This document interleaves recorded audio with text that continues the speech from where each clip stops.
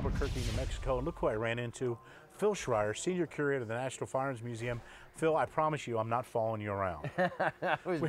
You know, a lot of people complain about getting stalkers, and I'm like, I wouldn't mind having the attention, to tell you the truth. So. Well, we ran into you here. We're out here at the National Police Shooting Championships. So you and I brainstorm like we like to do, and we're going to do a series of Curators Corners West, out here in the West, in New Mexico to be specific. We're going to start here at the NPSC. We have a beautiful collection of firearms we're going to talk about. And then we're going to move to a new place. Tell us a little bit about that. About the new place? That we're going to move to. The new place is we're so excited about. Albuquerque is the new home, relatively new home, last 5 years or so, of what's called Founders Ranch, which is the home of the Single Action Shooting Society headquarters.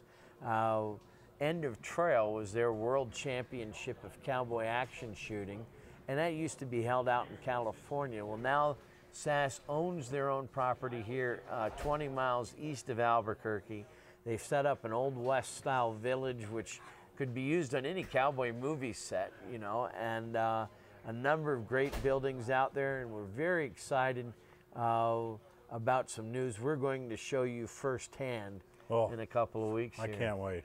Wow, here we go. You always make me anticipate, Phil. So let's start here. We've got a great start here. We're talking about in this first segment of 1911s of note. Tell us what you got. Well, this is part of our centennial exhibit on the 1911. We have a great exhibit set up at headquarters that details a lot of the special 1911 A1s, and then what's come after that over the last 100 years of this most venerable gun. And so out here at Albuquerque at the National Police Shooting Championships, we've got 8 of our crown jewels set up. And one of my favorites, and the one that causes everybody to drool the most, is this beautiful piece here. A lot of folks say, "Boy, that's a re-blue job." No, this is the way this gun left the factory on the first day of production. Oh. First day of production is serial number 4. You can see that little right there.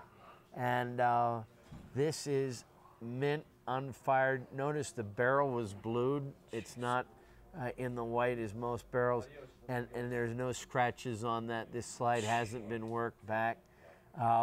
This has the early rounded rear sight, and also the early fat or wide hammer to it, along with a number of other early features. Look at the iridescent color of that blue on the small parts. It just really stands out from the mirror-like deep midnight blue finish that the rest of the gun has.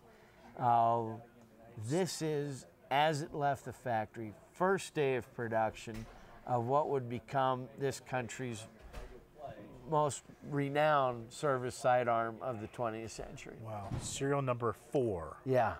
Wow. Yeah.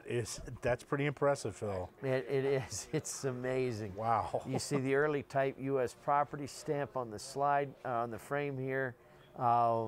It's just everything about this is just, I mean, you want to look back in time, because as you're going to see with some of these others that we've got here, John, you know, these guns were intended to be tools of our uniformed military servicemen.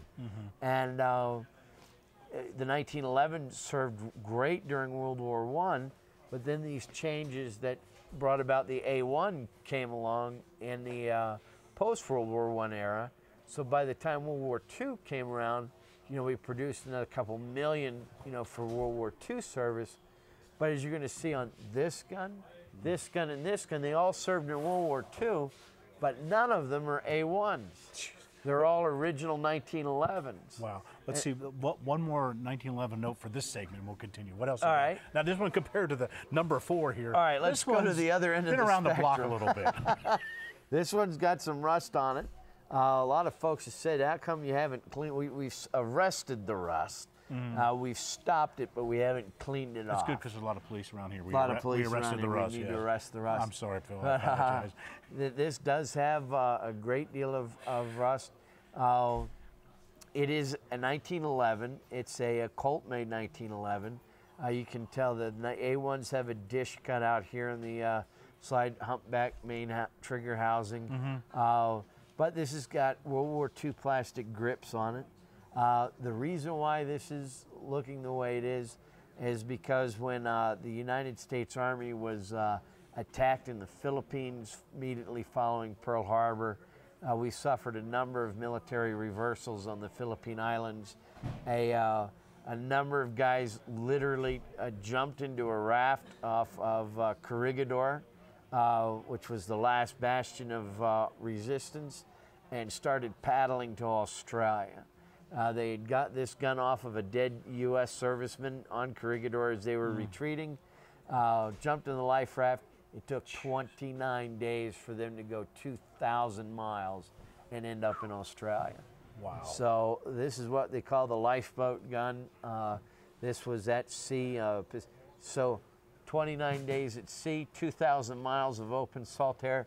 You know, it looks pretty good considering. I was going to say, and just as significant in a collection as this one. So, wow, that's a great start for this Curator's Corners West, the 1911s of note. We'll take a break here and come back next week with more. How can folks get more information about the National Firearms Museum? Well, John, as always, you can find us on the Interstate Route 66 outside of Washington, D.C. We're open 7 days a week from 9:30 to 5. Admission is free, and there's plenty of parking in Fairfax, Virginia. Or if you can't find us off the interstate, find us on the internet 24 hours a day at nramuseum.org. Thanks, Phil, for another fascinating segment of the Curator's Corner. Thank you, John.